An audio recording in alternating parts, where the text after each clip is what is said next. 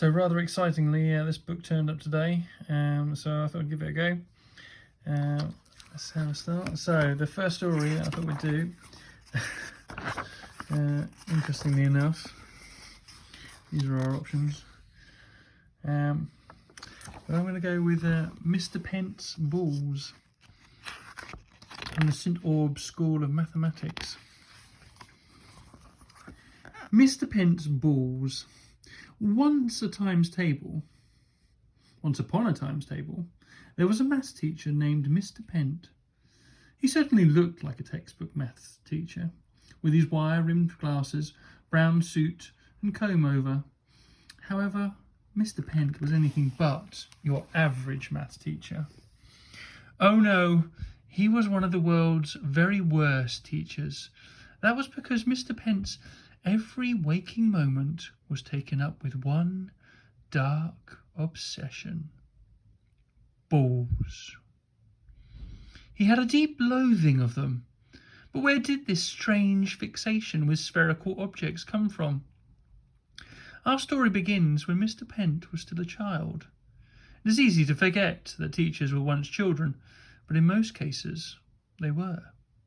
Some babies you knew immediately were destined to be teachers because they were born with a teacherly scowl of disapproval on their face. Normal baby. Teacher baby.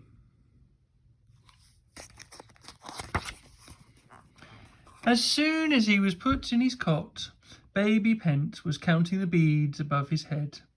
Soon he was writing complex mathematical equations on the wall with his alphabet spaghetti. It was when, as a toddler, he began giving his parents algebra homework that they knew for sure that their little boy was destined to be a maths teacher. One day, when Master Pent was just 10 years old, that's 2 times 5, 7 plus 3, 20 take away 10, or 50 divided by 5. He suffered a terrible accident. The boy was struck on the head by a ball. Not just any ball. A demolition ball. As balls go, this one has to be one of the biggest and heaviest there is. After all, it is made of steel and swung from a crane to destroy buildings. Bish, bash, bosh.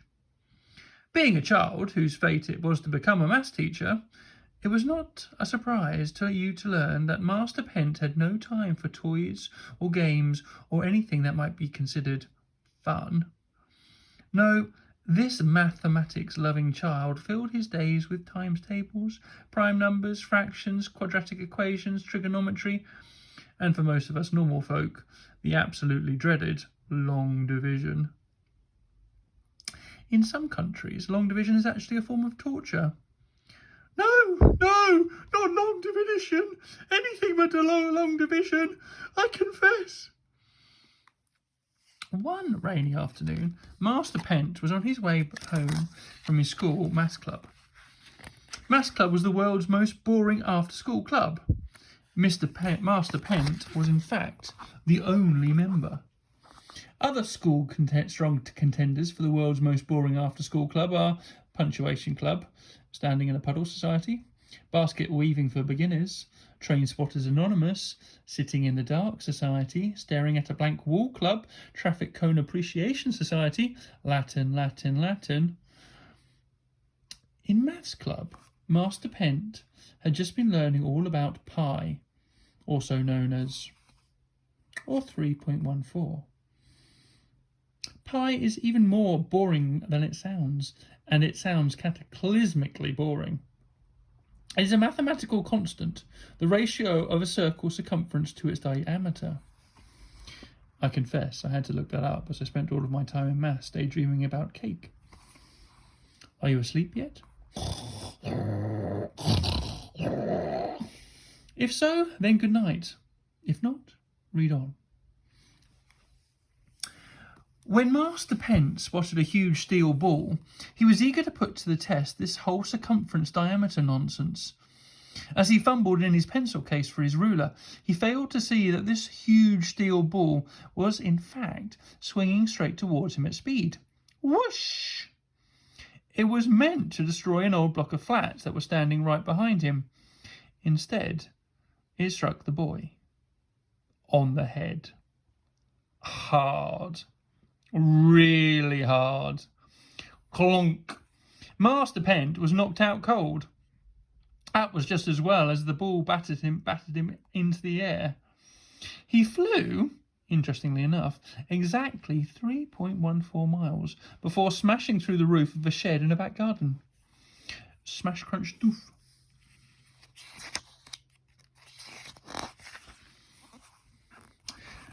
Master Pent didn't wake up until a whole week later. He discovered he was in a hospital with an incredibly sore, bandaged head. Ouch! He yelped. My head hurts. The boy had to keep the bandage on for 6 whole months and looked as if he were wearing a nappy on his head. Nappy boy, laughed the older kids. He hummed. Ever since the fateful day of his accident, Pent detested balls of any kind. The sight of anything round was enough to bring back terrible memories of that great big steel ball. Clonk. So when he grew up and became a maths teacher, Mr. Pent was dismayed to find that in St. Aub's school, where he taught, there were balls. Balls and more balls, each one reminding him of the worst day of his life. Balls here, balls there, balls everywhere. In the playground, footballs, tennis balls, and even ping pong balls would bounce at him from every angle. Boing, boing, boing. On spotting one, his eyes would all but pop out of their sockets. His face would go a shade of purple. His glasses would steam up, and his comb-over would stick up on end. Balls! Mr. Pent would shout as he foamed at the mouth. The teacher's hatred was so great that he stuck warning signs all over St. Aub's. On every wall, door and window. He even stuck one to the dinner lady's bottom. No balls permitted on school premises. No balls allowed in the playground. No balls whatsoever within a 100-mile radius of the school. This last rule was hard to enforce. Even if, being a maths teacher, he knew exactly what that 100-mile radius covered on a map, using his compass and ruler, of course. Mr. Pent would confiscate all balls on the spot. Then he would lock them up in his special ball cupboard at the end of a long corridor next to his classroom. The sign read, "Ball cupboard, beware, contains balls." Over the years, Mr. Pent stuffed hundreds and hundreds of balls of all sizes in there, and there was hardly any room for more. If any people dared to ask him, "Please, can I have my ball back, sir?" the teacher would smirk to himself before replying, "Of course, child." "Thank you, sir." "Just one moment, if you please." Then he would reach into the cupboard for the ball and pop it with a pair of compasses he had concealed in his hand. Poof! The air would spurt out like a lazy bottom burp. One of those bottom burps that is in no hurry to leave. It seeps out over a period of seconds, minutes, hours, days, weeks, months, or even, in extreme cases, years. These ones are hard to blame on others. Short, sharp ones have an element of surprise, and a dirty look at someone close by is enough to deflect blame. So a close friend informs me. "There you are," Mr. Pent would say as he handed the deflated ball back to the child with a grin. After he'd finally confiscated every single last ball from every child in the school, Mr. Pent went further. Now anything spherical was on his hit list. The teacher stalked up and down the school, confiscating everything that was round. Marbles? "Balls, these are mine!" A space hopper from under a pupil. "Boing! Balls, that is confiscated!" A gobstopper from the mouth of a gardener. "Balls, spit that out!" The balls from the geography classroom. "Balls! Balls are forbidden in school premises!" A suspicious-looking pea from the dining hall. "Balls! That pea could have an eye out!" a string of pearls from around the neck of the head mistress, Mrs. Stade. Balls! Headmistress! Balls! You of all people should know better! Balls! It was a confiscation cavalcade. Pent was on a roll, which was odd for anyone who hated anything that rolled. Things came to a head that day. A boy named Roland, who happened to have a rather round head, faced the full fury of Pent's fury. Balls! The globular shape of your head is in contravention of school rules. But, sir, protested Roland, it's not my fault that my head is round. I was born this way. No buts, boy! You and your head are confiscated. With that, Pent picked up the boy, tucked him under his arm, and marched off down the school corridor before stuffing him in the cupboard. Squish, squash, squish. Bolt, knock, knock, knock. Let me out! Cried the boy. Please, I have exams. Not until your head changes to a square shape. Balls!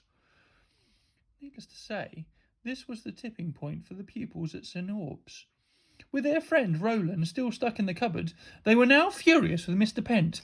It was impossible to live under his tyranny a day longer. The most rebellious of all the pupils was a girl named, as luck would have it, Rebel. Rebel, who lived up to her name with her individual take on school uniform, hair scrunchies, skinny tie, short blazer, pop group badges, puffy skirt, chunky shoes, colourful socks, graffiti on school bag, decided to hold a secret meeting of all the kids at the school. No teachers allowed. During a lesson, Rebel whispered in her best friend's ear, Everyone, meet after school in the park. Pass it on. This was passed from one child to another. Soon the message became mangled. Park meet in the school after everyone. Meet after the park, everyone in school. School everyone in the meet, park after. However, as soon as the bell rang for the end of school, ding!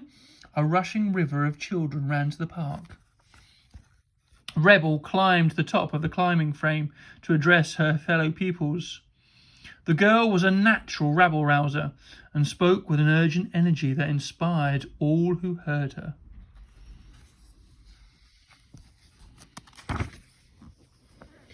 Have you had enough of Mr. Pent confiscating all our balls? She cried. Yes! Cheered the crowd. Do you want to rescue Roland from the school cupboard?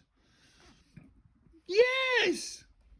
Do we all need to go get our own back on Mr. Pent? Yes! Are you with me?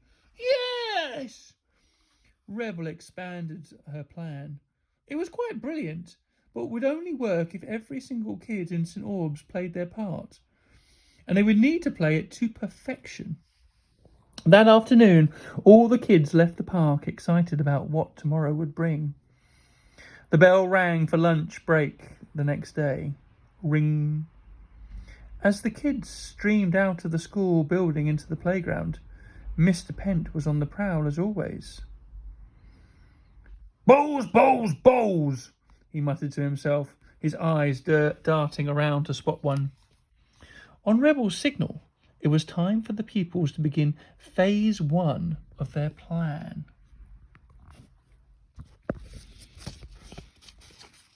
A group of kids began playing football. Another group started playing cricket.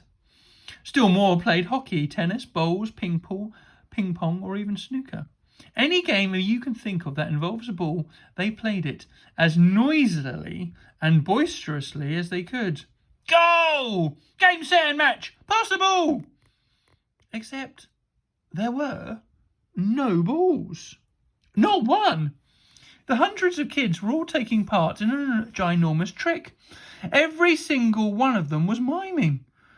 Of course, Mr. Pent knew absolutely nothing of this scheme. How could he? The teacher could see all the kids running after a ball, kicking a ball, bowling a ball, hitting a ball, potting a ball. The thing was, he couldn't see a single ball. Mr. Pent exploded like an angry volcano. His face went fiery red. Steam came out of his ears. His eyes boiled in his head. Balls! Balls! Balls! Balls! Balls! He kept shouting over and over again before he managed to bellow, "What is the meaning of this?"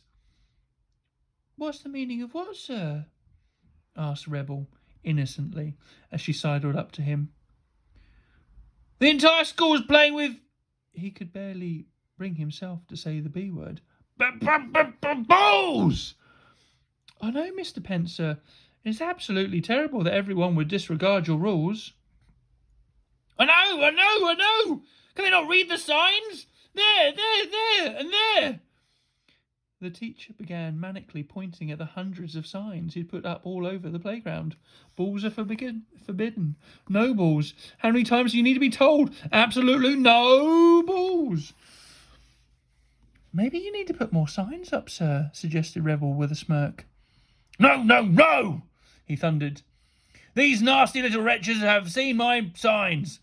Just that today I can't spot a single ball. Balls!"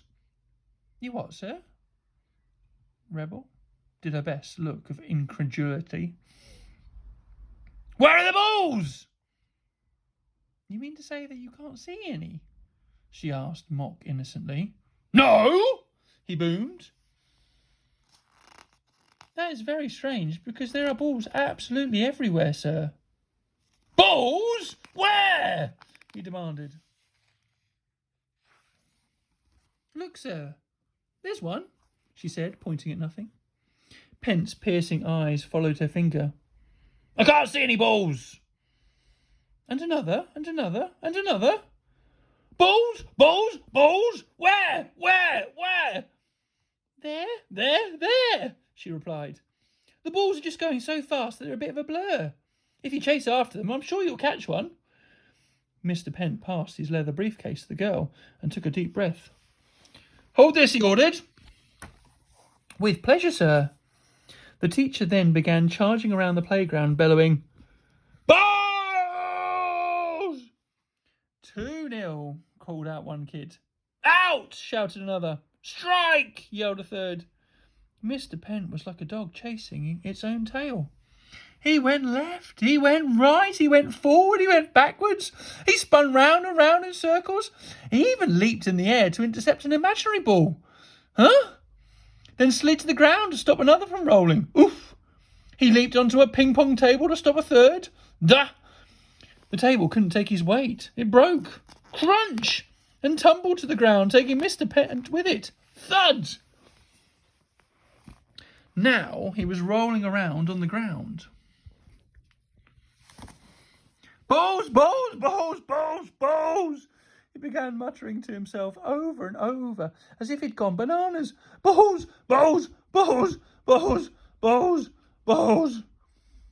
The bell rang for the end of lunchtime. Ring. Trying desperately to stifle their giggles. All the kids began packing up their imaginary balls before dashing off to their lessons. "Goodbye, sir," called out Rebel. "I hope you finally find your balls." This caused fits of giggles from the kids. "Balls, he carried on muttering. A window opened at the top of the school building, and Mrs. Stade poked her head out and shouted, "Pent!" "Yes, balls? Headmistress?"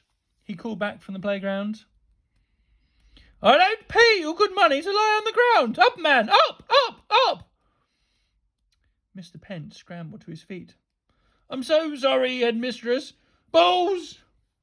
"I should hope so. Now off to your lesson. At once. And stop saying balls." Yes, balls." All the kids had pressed their faces up against the windows and were looking on with wide-eyed delight. It was time for phase 2 of their plan. As a still dizzy Mr. Pent wobbled through the empty playground, Rebel gave the order. "Now!" From out of the windows of the school building, all the kids started throwing balls they'd secretly smuggled into school that morning.